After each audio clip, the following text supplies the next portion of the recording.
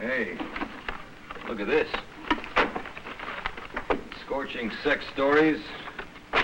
Shows all, tells all. Night of horrors. Home of the stripper. There's some paperbacks. Look at that. Film, too? And slides. Evidently, this kid has been ordering through the mails, too, for magazine ads. This is strictly hardcore stuff. What's going on here? I think you'll be interested in seeing these, Mr. Halliday. And there's more. Paperbacks, film, slides. Where did this come from? From Paul's dresser. Oh, they couldn't have. Oh, these are horrible. Well, Paul would never read anything like this. This couldn't be Paul's. This is the kind of stuff you find along Skid Row. Now you can buy them at your neighborhood store. Where is Paul? Well, he went out. He'll be back in a minute. Well, these could never belong to Paul. He's keeping them for somebody. That's all. There's some other boys. Whatever the answer is, there's nothing the police need to bother Paul about. I can take care of it. Oh, Paul, these don't belong to you. Paul, what are you doing with these? I can't believe it. Oh, there must be some mistake. There must be. Mrs. Halliday, would you mind waiting for us up at the house? What? George, what are they trying to do? Marion, please, go to the house and wait. Go on.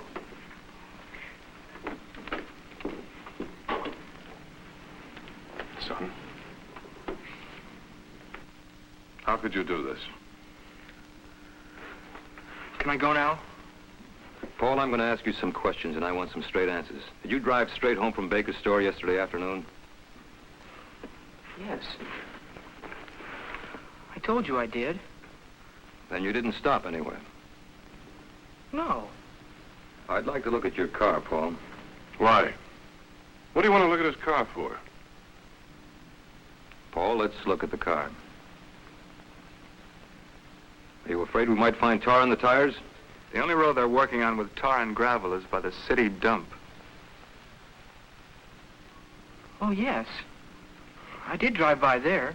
You just drove by? Yes. You didn't stop and get out? You didn't get out of your car and walk on that road? No. No. Then how do you account for the tar and gravel on these shoes, Paul? These are your shoes, aren't they?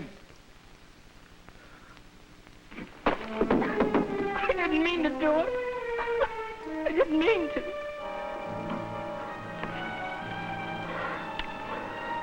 Paul.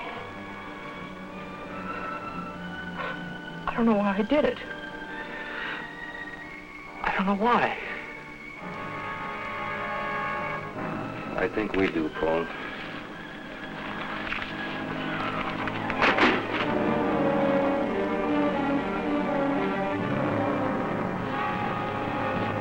Well, I hear you boys got the killer.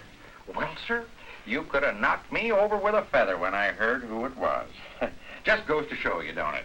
You never can tell about these quiet kids. You never know what they're thinking. You should know what they're thinking, Baker. Me? How should I know? Did Paul Halliday get those in here? Could have got them 20 places in Well, town. he told us he got them here. Now, look here. Don't you try to get me mixed up in this thing. You mixed yourself in it up to your ears. It's all in the business. I'm only trying to make a living. Would you like to try telling Karen's father that? Why doesn't Halliday look after his kid? I'm no nursemaid. I'm not supposed to check up on what these punks read. No, Baker, you're just supposed to put within reach of any kid that can read smut that we wouldn't allow in the city jail because it's too strong for hardened criminals. You're just supposed to stand there with your hands in that cash register while these kids soak up poison that would turn the mind of a grown man. You just stand there and smile while these kids get the impression that sex is dirt and lust and love are the same thing, that it's okay to try perversion just for kicks. I told you, kids can pick this stuff up 20 places in town. That's just the point, Baker. You and all the others, you're contributing to a racket that's vicious enough to pervert an entire generation of American kids. Now, you lay off of me. You got your murderer. Yeah, we got one of them.